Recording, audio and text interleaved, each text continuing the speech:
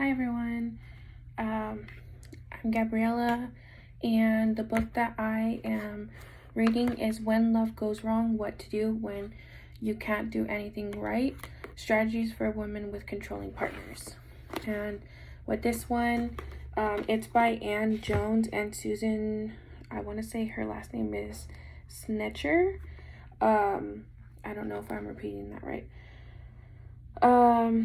So basically the reason why I had chose this book is because when I was in my past relationship, it was very I would say it was well in the beginning. Of course, everything went perfectly fine and great. After a while, I did start to notice that there was a lot of manipulation.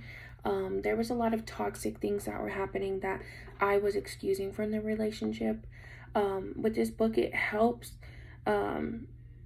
give you ideas of what manipulation is, what toxic traits people have, and it also pretty much gives you just a different insight on how relationships work, what goes on in a woman's brain when she's going through things.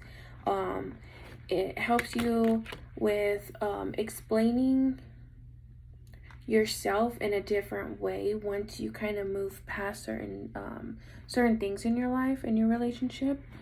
I really overall like this book a lot because it just kind of hits me to more of a personal extent.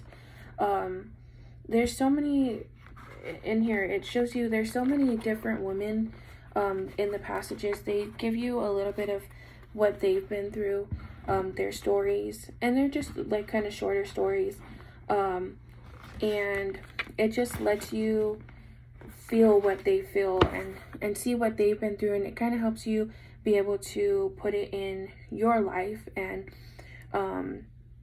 so overall, I really do like the book. I do recommend it very well, especially if you have trouble with your relationship and kind of just knowing your worth, I would say.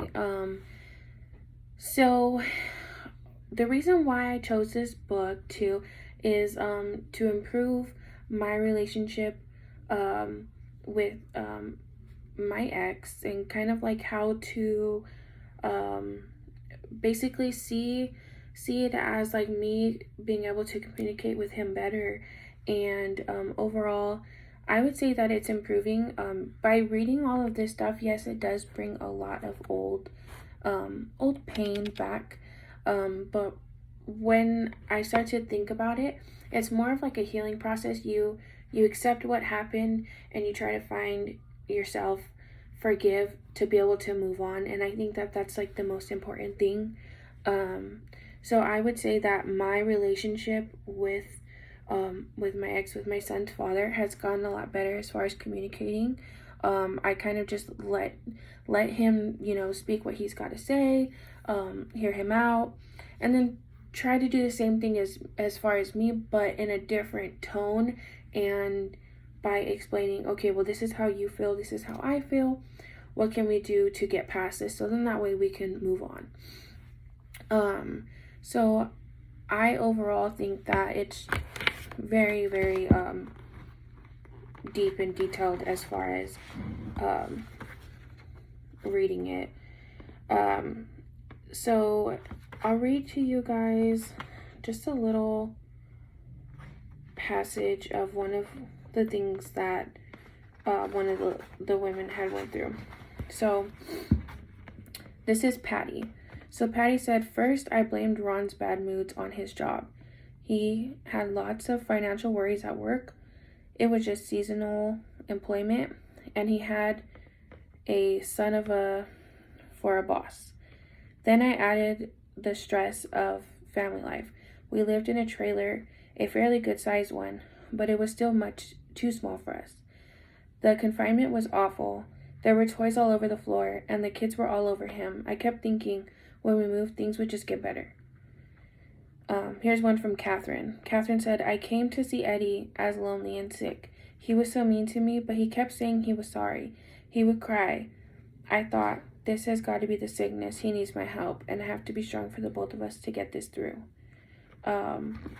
So basically, they just kind of just give you their feelings and what's going on, and they just let you know like what's happening in their life. And so they have like this thing right here where it helps you kind of checklist, like you check off what you say, do, or what you spend money on, or what starts an argument, or like pretty much just say like you go out one day and your partner overdrinks all the time and it just stresses you out and you just don't want to go out anymore. So it kind of gives you this thing that just says like control through money, control through shifting responsibility, control through limiting contact with other people, control through physical intimidation. So I think that like that right there is something that all of us should have as like a checklist. When you check off a certain list, say you got your positive side and you got your negative side. So when you list all of the things that are on your partner's list, or your whoever it is, it doesn't have to necessarily be a partner, it could be a family member, it could be anyone. So when the list outweighs one another, you have to look to see what are the positive things and what are the negative things. And if the negative things outweigh the positive things, then what are you going to do to pretty much move yourself out of the equation? Because they aren't good for you, or whatever the situation is. So in all, I would say that this book so far, I mean, I'm not that far into it. I still got a couple more chapters to go, but for now, I think that if you want to figure out what other women or men or whoever go through, you should definitely get this book, because it shows you the wrongs and the rights. It shows you what other people are going through and how it can reflect on how they're feeling, or how the other person's feeling, or what things that you've been through that maybe others have been through, and this is kind of how they worked it out. This is how they worded it. This is how they came in sense of getting through it. So definitely recommend. Thank you.